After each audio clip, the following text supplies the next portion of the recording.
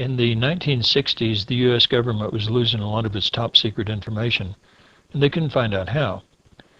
Well, through a quirk of fate, actually, they found out that it was because the Russians were using psychic spies. Well, everybody had a good laugh over that, but then somebody reminded them, yeah, but they're getting our information. So they wisely decided that if the Russians have it, and if it's working for them, then maybe we'd better look into it.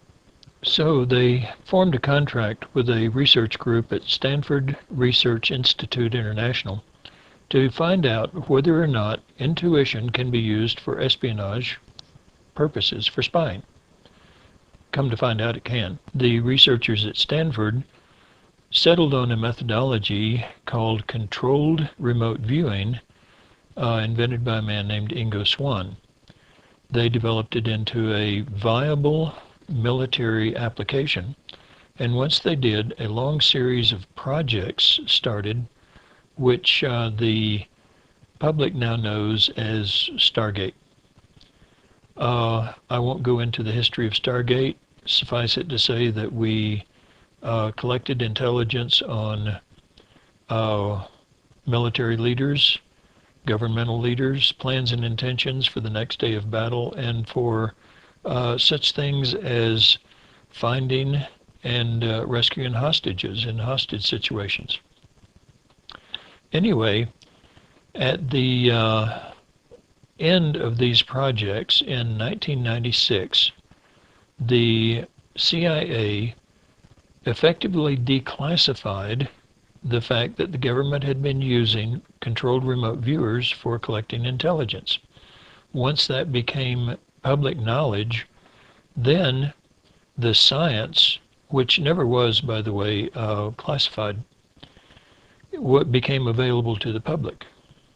When the information became public that the U.S. government had used remote viewers for espionage purposes and that it was scientifically acceptable, psychics of all kinds decided this is scientifically acceptable, and so we're going to start calling what we've always done remote viewing. And immediately out across the internet, you started getting remote viewers of all different kinds who basically had no idea what remote viewing was.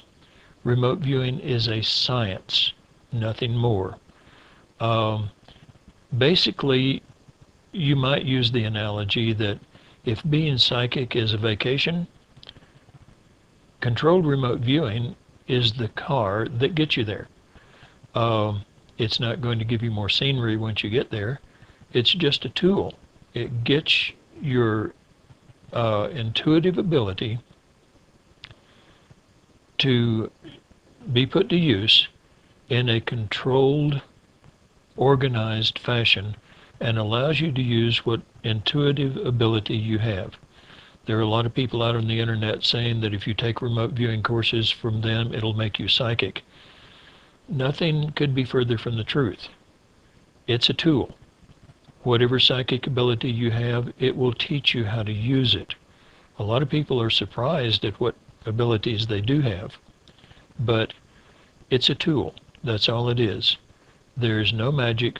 It will not make you psychic. It's a tool, and it's a science. So as you look around the internet for information on remote viewing, it can be very important to remember that things labeled remote viewing may not be scientific at all. It's controlled remote viewing, which is the science developed at Stanford for the U.S. government and for the U.S. military.